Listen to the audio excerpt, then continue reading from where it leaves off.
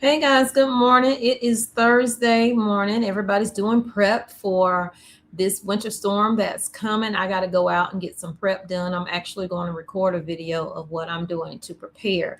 But right now, we're going to jump into this story. Apparently, a death took place at an ICE detention center. And although the excuse of the person dying does not match the autopsy is now saying that this was a homicide.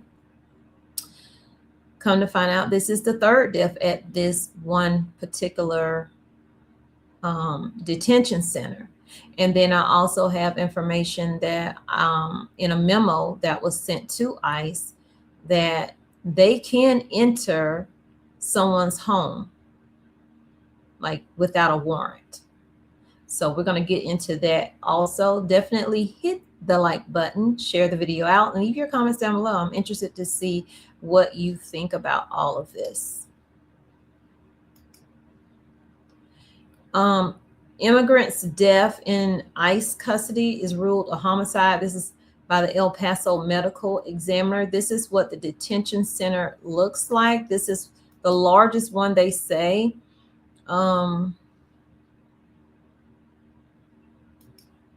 Oh, wait. I'm trying to make it. There we go.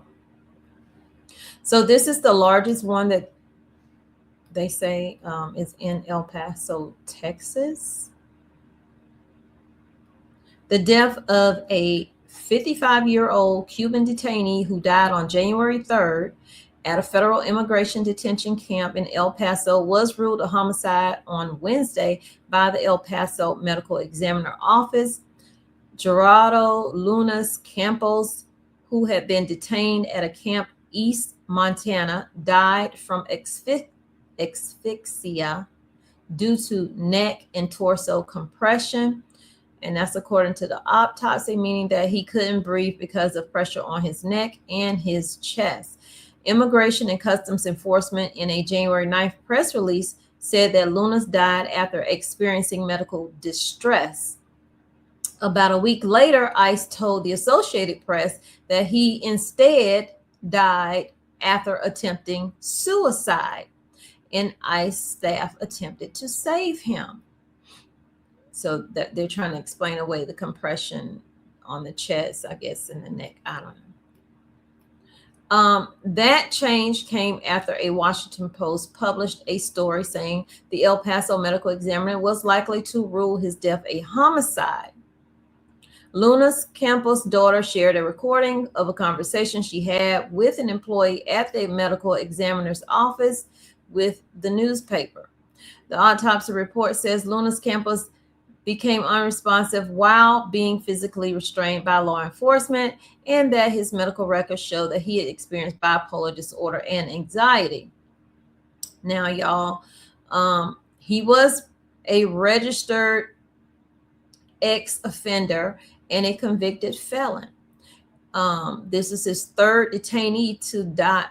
This is the third detainee to die. So he's number 3 at Camp East Montana, a tent facility hastily built last summer at Fort Bliss, an Army base in El Paso. The camp was built to hold a growing number of immigrants detained by ICE after the Trump administration launched a national effort to arrest and deport large numbers of undocumented immigrants. The camp is now the country's largest immigration detention center with the capacity to hold around 5,000 people. ICE has recorded 4 deaths in the last 2 months in detention centers across Texas, 3 of them at this one. The first death at Camp East Montana happened on December 3rd. A 48-year-old Guatemalan man died from what ICE said in a press release was liver and kidney failure. The El Paso medical examiner is investigating his death, and an autopsy is still pending. Then there was a 34-year-old Nicaraguan who died at the same place on January 14th, was the most recent death. He was found unconscious and unresponsive in his room. A press release from ICE, which added that he may have died because of a suicide attempt, but his death is still being investigated. So suicide seems to be the running theme here. 2 days after Luna's Campos death, a 42-year-old man died at the Joe Corley Processing Center in Conroe near Houston, Texas. The Honduran man died because of chronic heart-related health issues. Lunas Campos, a father of 4, arrested by immigration officers July 2025 in Rochester, New York, where he lived for nearly 2 decades. He had been held at the El Paso camp since September 7th and was one of the first detainees sent to Camp East, Montana. Now, it almost seems to me like the person that's writing this story is overlooking what he was charged with and trying to focus on, well, he's lived here for 2 decades and yet they arrested him. That's almost how this story comes off to me. I said an immigration judge ordered his deportation March 2005, but he wasn't removed because the government could not obtain travel documents. So let's go over to this next story where ICE is saying, well, in a memo is saying, the memo states that ICE can forcibly enter homes. Okay, yeah, put it up there.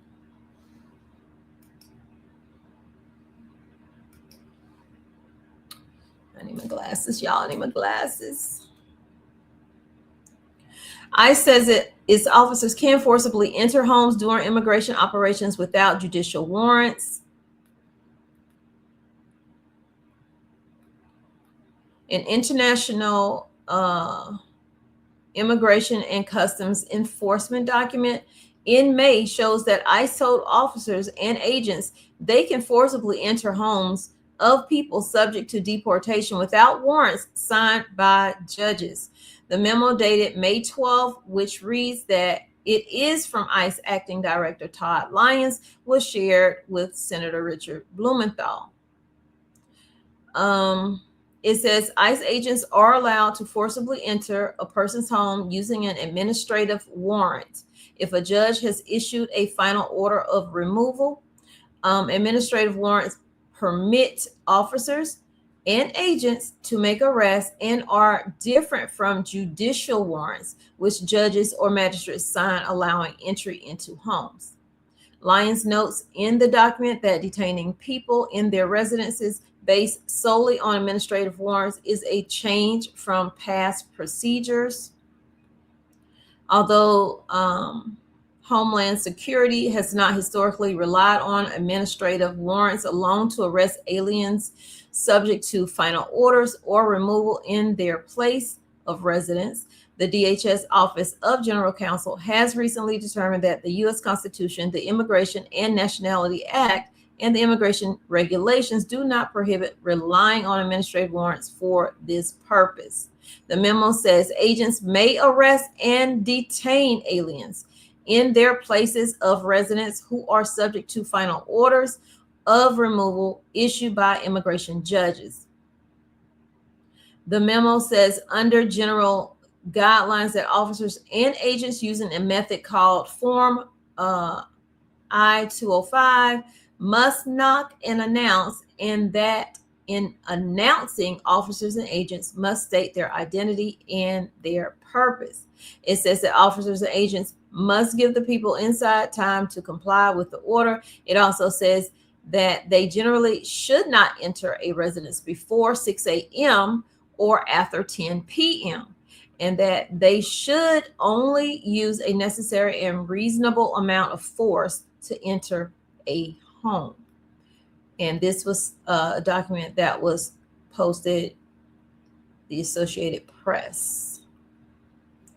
So let's go over to TikTok. We're going to go inside of the detention center and see what it looks like and check out a few other things as well. Again, please hit that like button. Okay. So here is 5-year-old boy detained by ICE in Minnesota. So a detention officer named David Corville pled guilty to sexually assaulting a woman over the course of months. I was detained by ICE and then released after 1 week. I've been getting a lot of questions asking exactly what I did to be able to get released. I wish I could give a better answer, but I don't really think I necessarily did anything except have an attorney that was able to get things done quickly. My green card interview was at 8 in the morning, so by 9 a.m. I was already detained. Since our attorney went to the interview with us, she was able to request a bond hearing immediately after I was detained. We have some serious news right now. 3 ICE deaths have now occurred in the past 44 days in an El Paso ICE detention facility. And you need to know about it. Everyone needs to know about it because people are calling for the detention facility's closure. NBC News has confirmed that a third... This is becoming crazy because they're fighting for people to remain in the country who have all these criminal background history, doing things to children, women, etc. It makes no sense to me. And I get there is due process, there should be due process, but that's the purpose of the detention center, is for the due process. Now, is everything right at the detention center? Do they need work at the? Yeah, they do. They need to make sure things are up and up. They need to know where the people are, who they are, how long they've been there. And apparently a lot of that is not happening.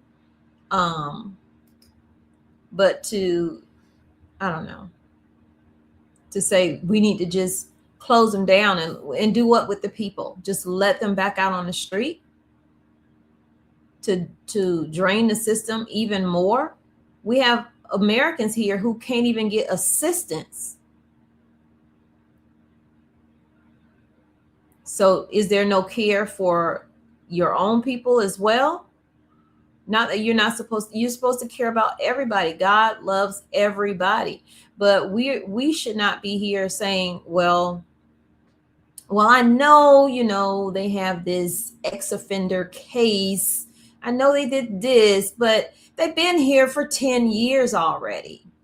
Oh, they've been here for 20 years already. Just let them go. No. This image of a 5-year-old boy being detained by ICE is going viral around the world. Liam Conejo Ramos was leaving school when an agent dressed head to foot in black gripped his Spider-Man backpack and escorted him and his dad towards a vehicle. Both are now in ICE custody, likely at a family detention center in Texas. This image of a And they're going to make this little boy the face of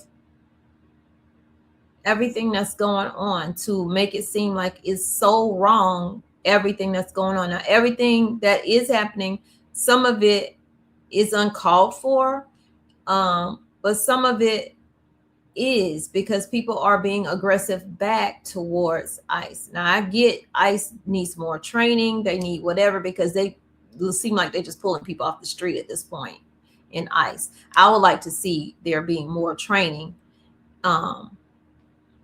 in how to respond to these protests and how to respond to people in general as people, as human beings, even though they might not be from here, they are still human. But they're going to use this little kid and blast it all over social media and say, see, they're taking the little ones too. No one's blaming the child. The child is caught in a situation that the parent put them in. The parent who came here illegally, the parent who's doing whatever, they put that child in that situation. But the aggression is towards the people who are removing people who weren't supposed to be here anyway because they came in illegally. There's no other country that's just saying, come on in, we ain't gonna. Well, I take that back. There are a few out here that are doing that. And I think there's an agenda behind that as well. But we got to understand, if we want safety, if we want security, and of course that's what they're going to wrap everything up in, safety and security. This is why we're doing X, Y, and Z. But we see that we've seen so many stories on assaults, robbery, assaults on women, assaults on children.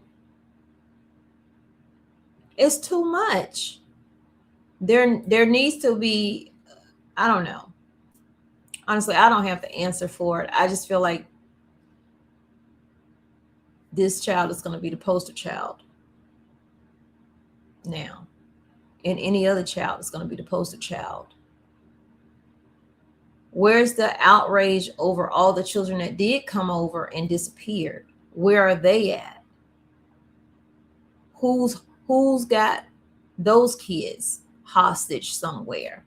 Because I know they found a few last week or the week before.